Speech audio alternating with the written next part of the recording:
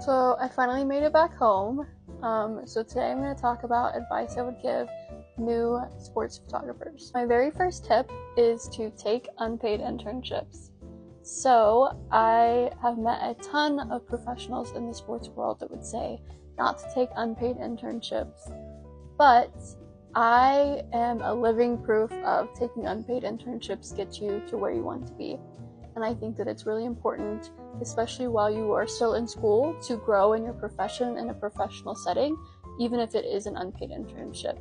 But with that being said, eventually you're going to have to charge something, and $50 is better than $0. Second tip is to learn how to crop. So you can take a photo and turn it into something completely different just the way you crop.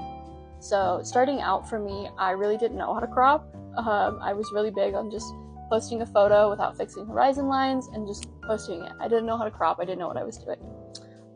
So then I started transitioning into learning how to crop, and professionals taught me how to do that. So I got really a lot better by just learning how to crop with my photos. And then another thing in combination with that is to learn your horizon lines. It is so simple, and I see so many professionals not doing this, and then you just see this amazing photo, but it's crooked. So the next piece of advice I would give is learning your shutter. So shutter is really important because if you get an amazing photo that a player is in focus but the ball is not or the puck is not, it's going to change the look of that photo and you're probably not going to like it as much. And I still, even to this day, have issues with my shutter.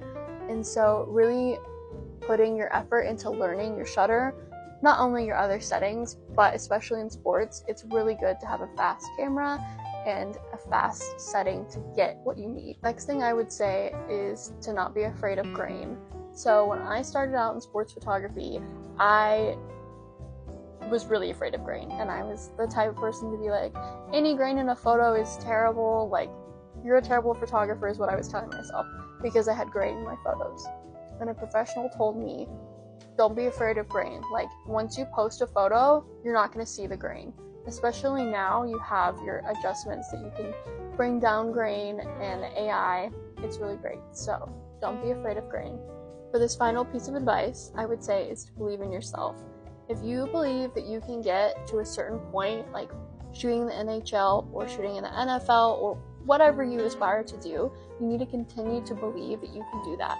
There are so many times now that I'm like, I still don't believe that I will get to the point that I want to, but I know that I will if I continue to educate myself and get better and surround myself with people that will help me. So if you're a sports photographer and you have any other tips to give new photographers, please comment below, because I know I didn't cover all of them. These are just a few that I think are really important when starting out.